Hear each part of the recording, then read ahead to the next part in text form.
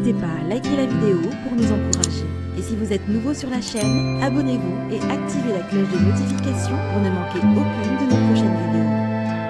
En fait, les amis, vous savez que l'heure de la mort des influenceurs a sonné.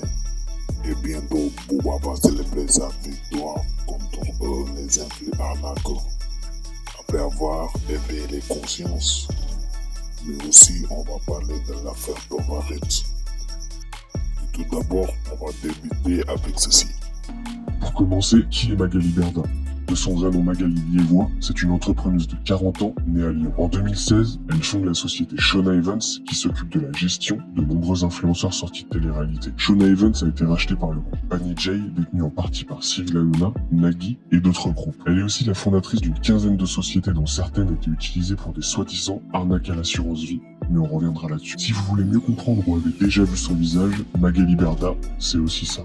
Bonjour Marine Le Pen. Bonjour. Gabriel Attal. Éric Zemmour.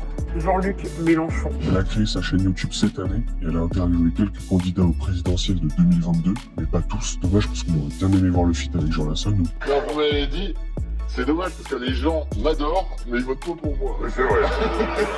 Elle a aussi interviewé la femme du joueur de foot Eric Abidal et la section d'assaut. Avec cette chaîne, elle prouve que son répertoire est bien fourni et se présente comme femme d'affaires accomplie. Elle est mariée avec Stéphane Teboul, lui-même directeur commercial chez Shona Evans. D'ailleurs, il y a des airs, non? En parlant de Shona Evans et d'escrocs, on a trouvé une liste de nombreux contentieux et autres conflits entre Shona Evans et notre société, et ça sent jamais très bon quand une société a autant de conflits avec d'autres parties.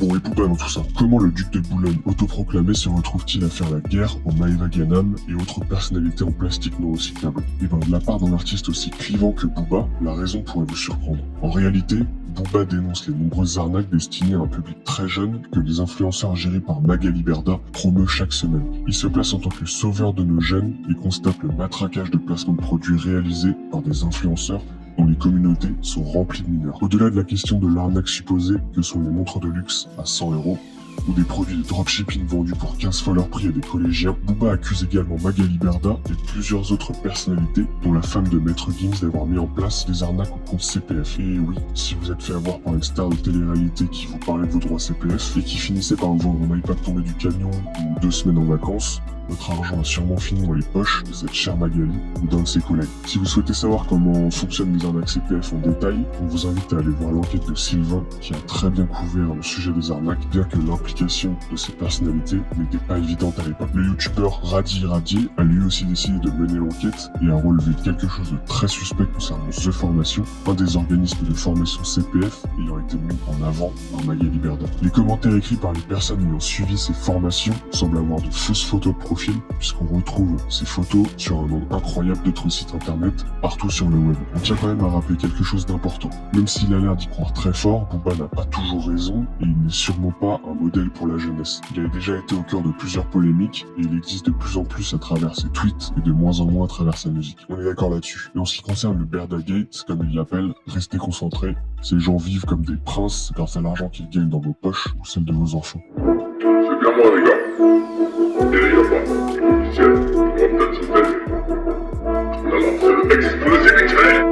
Booba n'a jamais été tendre avec les influenceurs. D'autant plus quand il semble faire des placements un peu frauduleux. Mais cette bataille à distance semble avoir pris une toute autre dimension il y a quelques semaines quand Booba a accusé Marc Blatta d'avoir essayé de l'enlever à Miami. Dans un tweet qui a propulsé son nom tout au long des tendances France, Booba publie une photo de lui prise d'une caméra de surveillance et explique qu'il a échappé de peu à une tentative d'enlèvement avant d'accuser directement Marc Blatta et de lui rappeler qu'il risque la prison à vie aux États-Unis. À l'époque, on ne savait pas encore, mais cette tentative d'enlèvement qui avait déjà fait énormément de bruit n'était que le début d'un enchaînement de révélations sur l'empire de Magali Berda et sur ce qu'elle est prête à faire pour protéger ses sources de revenus qui sont vraisemblablement soit malsaines, soit purement illégales. Pour comprendre en quoi cette tentative est liée à notre affaire, il faut se pencher sur le cas Marc Blatta et comprendre qui est cet homme et ce qu'il a à voir avec Magali Berda.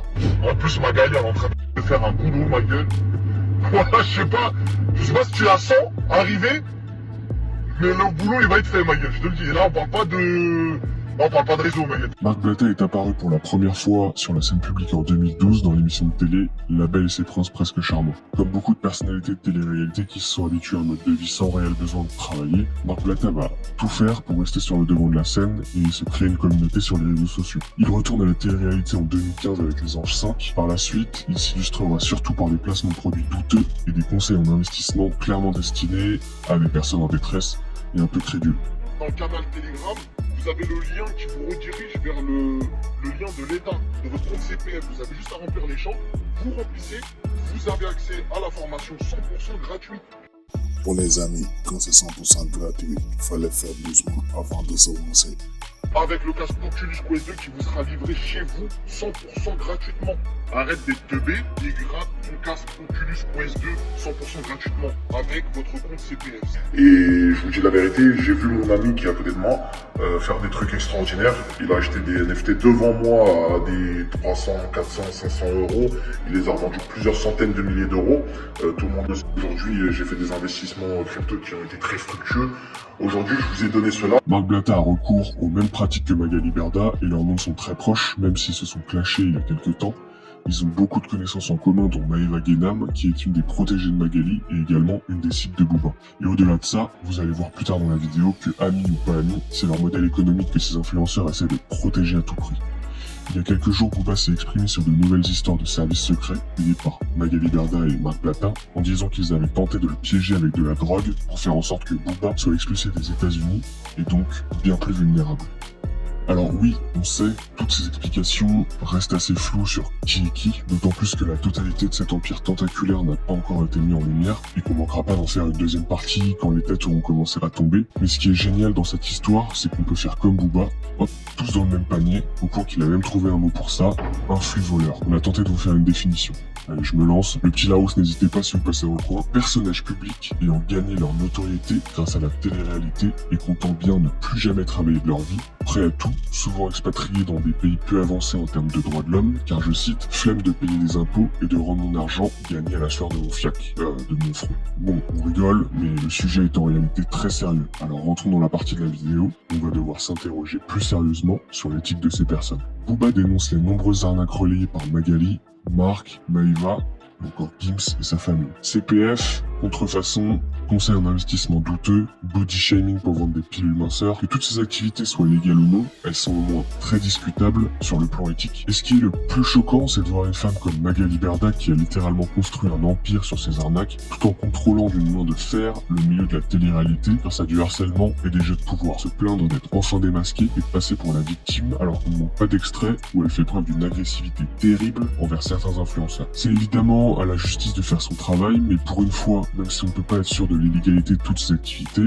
on peut au moins être sûr de la malhonnêteté de ces personnes, car même s'il n'est pas inscrit dans la loi que le conseil d'investissement depuis Dubaï est interdit, il faut pas avoir fait un doctorat en sciences humaines pour comprendre que si ce génie de Marc Blatta pouvait vraiment devenir riche en ayant tout compris au marché financier et à la crypto-monnaie, il n'en ferait pas la promotion sur son Snapchat. Bref, il est quasiment impossible de croire en l'honnêteté de ces gens, et ils misent tout sur leur jeune public influençable. Et c'est ça que dénonce Booba depuis des semaines. Il est d'ailleurs sorti du silence en réouvrant un compte Instagram parce que Magali Berda avait activé son réseau pour faire fermer le compte OKLM qui appartient à Booba. Il a aussi redoublé d'efforts sur Twitter pour regrouper les preuves contre Blatta et Berda et a pu compter sur des soutiens quelque peu iconiques. Salut Booba, salut la piraterie, sachez que je suis de votre côté.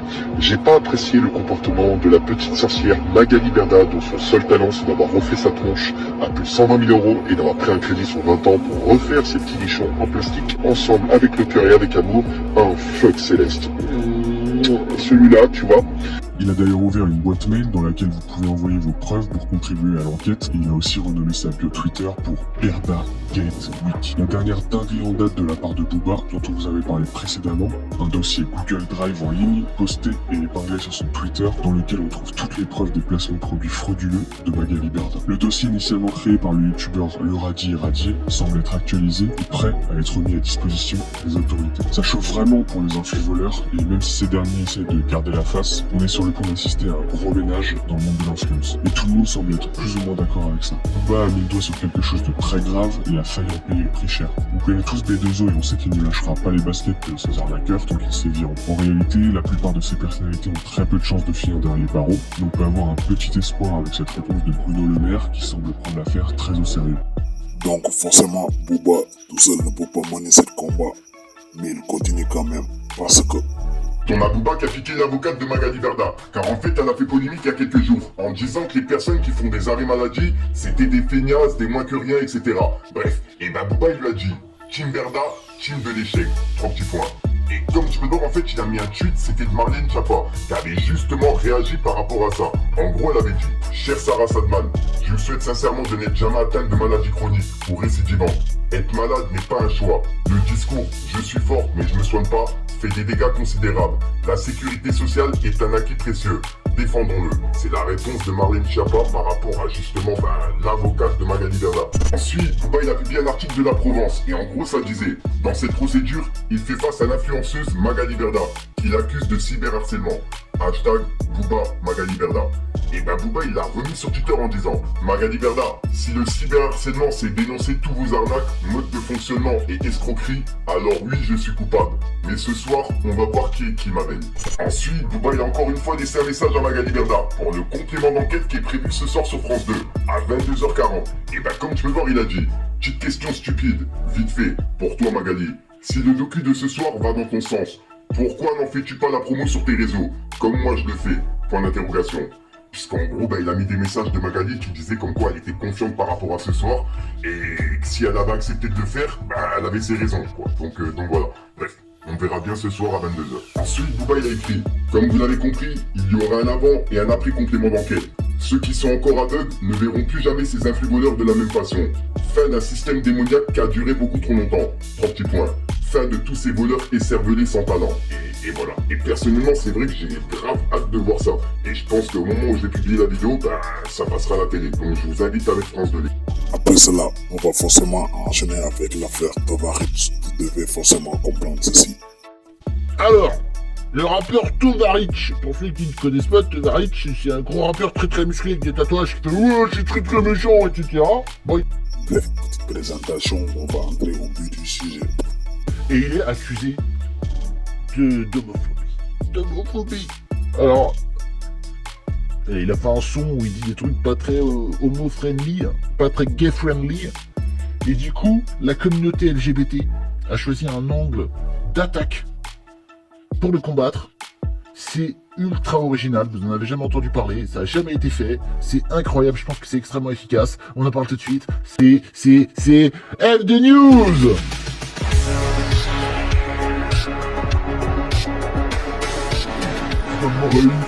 Parce que la gay pride, j'aime pas les hommes des hommes qui volent le travail des femmes et qui volent le travail des femmes. Ok, on va écouter ce qu'il dit. On bat les coups de ta cible. C'est pas le mari ici, mais c'est pas la gay pride. J'aime pas les hommes qui suivent des hommes et qui font le travail des femmes. C'est très fin. C'est pas très bien écrit, mais voilà. Travail, pas la gay pride, travail des femmes. C'est très léger quand même, comme rime, hein, mec. Hein. Mais c'est pas grave, il a le droit de faire ce qu'il veut. Si tu rappes des gangsters, des gros gangsters qui font de la muscu et qui ont des grosses voitures qui valent très cher. C'est très original hein, comme imagerie. Hein. Moi j'adore. Bref. Et donc il est accusé d'être homophobe. Voilà, parce qu'il dit non, c'est pas le marais ici, non, c'est pas la gay pride. Je n'aime pas les hommes qui pompent des hommes et qui volent le travail des femmes, nonobstant. Bon, mais aussi, Tovarich a répondu sur ça car... Plusieurs articles qui a été fait sur ça, et même le Parisien. Et bref, il a répondu à tout ça. Regardez. Oh, Bratan, c'est vous qui avez un problème avec moi, c'est pas moi. Moi, j'ai rien contre vous. De base, je jugeais l'acte en lui-même et non les personnes. Et vous le savez très bien. Et hier, quand j'ai apporté le gâteau, quand je suis arrivé là-bas, ils m'ont dit « Merci, c'est sympa. » Vous devez savoir ceci. Il utilise l'accusation d'homosexualité pour le rabaisser. Ça s'appelle de l'homophobie. Parce qu'utiliser l'homosexualité supposée de quelqu'un pour le rabaisser, ça s'appelle de l'homophobie, les copains. Donc il faudrait savoir en fait qui est homophobe vraiment là, dans cette histoire. Est-ce que c'est Tovarich qui dit juste j'aime pas, ou est-ce que c'est des gens qui utilisent son homosexualité pour le rabaisser? Je sais pas, personnellement, moi je sais pas, je pose la question. Donc Lago dit, après tu les vois sur Grindr avec des bios du genre hétéro-curieux, intéressé par des traves, trans et féminés, ok. Le mec ne se rend même pas compte que toute son esthétique est pompée au porno gay des années 2000. Intersectionnalité, c'est un de ses chantiers. Quel roi ce type vraiment? Alors Kaizoku dit que c'est un roi. J'aime pas les hommes qui sucent des hommes, mais continue de me tripoter le téton frérot. Excuse-nous, mal alpha. Bon voilà, c'est le truc, je vais vomir. En tout cas, il s'est fait bien palper les pecs. Ça me fume comme 90% des QTR, c'est il est torse nu, c'est vraiment pas très hétéro. Ok. Tu vas faire quoi? Tu vas twerker? Il y a 10 000 des rappeurs comme ça. Découvrez son nouvel album, Fragilité masculine. Il est ambivalent, le frérot. Genre là, son label, ils ont dit trop bien le couplet, let's go en fait. Ouais, ils s'en foutent. Sale Punch, personne m'a fait découvrir le rappeur. Ok. Oui, parce que là, vous lui faites une pub faramineuse, les copains. C'est-à-dire que là, vous lui faites une très très grosse pub. Hein. Là, c'est la meilleure campagne de pub dont il ait jamais pu profiter, ce mec. Hein. Bravo. Hein. Très très bien. Moi, j'aimerais bien avoir la même. Hein. Honnêtement. Donc, il y a des gens qui apprécient, en tout cas. Souvent des trucs, des gens qui viennent de certains pays, a priori. Hein. De certains pays. Il paraît super gay, Tovarich. Le manager de Tovarich, vous découvrez le rap, propos homophobe, misogyne, ok. Le regard viril, le verbe misogyne, homophobe, et sa danse torse nu avec ses petits copains en se touchant le pectoral. Ça, c'est... Excuse-moi, mais ça, c'est fait pour le rabaisser en utilisant une homophobie supposée, je suis désolé. Ah, Goldnadel, qu'est-ce qu'il fait là? Je me disais, tiens, les LGBT syndiqués s'occupent enfin de l'homophobie des rappeurs. Oui, mais des rappeurs caucasiens exclusivement. Bah, pour une fois que je partage parfois son avis, mais là, je suis totalement d'accord avec lui, effectivement. C'est dire des rappeurs qui sortent des trucs homophobes, bien plus homophobes que ça. On en a même qui passent à la télé, hein. Souvenez-vous, Maître Gims qui avait dit, je veux voir les homosexuels périr, leurs cadavres sur le périphérique. Il a juste eu besoin de faire pardon et c'était réglé, hein, d'accord? A priori, quand t'es rebeu ou renois, ça passe mieux. Ça passe beaucoup mieux, voilà. C'est comme avec Ouria Boutelja et Dani Eraz, hein, quand ils parlent d'homosexualité et qu'elle leur dit l'injonction à la tolérance, ça renforce l'homophobie parce que c'est pas notre problème en fait, l'homosexualité, à nous on a d'autres trucs à gérer. Et quand je lui avais dit la même chose, à elle il dit ah ouais, il acquiesce comme ça, Dani Caligula, et à moi il m'avait dit j'avais dit la même chose, genre quand je me balade avec ma fille et que je vois des affiches avec des homosexuels, ça un truc qui s'est normalisé quelque chose que moi peut-être que je ferais pas. Voilà, j'ai pas envie de voir, j'ai pas envie que ma fille elle voit, d'accord. Comme ça, il y a une espèce d'injonction à la tolérance. Et ben ça me tend un petit peu. Et il m'avait dit, va vivre en Arabie Saoudite. Voilà, ça dépend en fait des gens. En fait, a priori, il y a des gens qui ont un privilège. Il y a des gens qui ont un privilège en France et d'autres non. On dirait une ode à la Gay Pride, mais ces mecs pensent toujours aussi subversifs en tenant des propos homophobes. Son pote torse nu lui caresse les semi-bzes qu'il a. Et il l'a fait dans un clip fortement homo-érotique. Sigmund Freud aurait adoré ce jeune homme.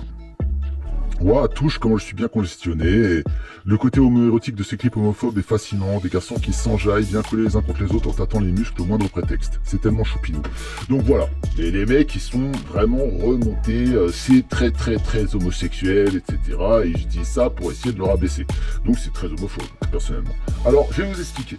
Déjà, en 1, c'est pas parce que vous, les LGBT, vous trouvez ça érotique que ça l'est. D'accord?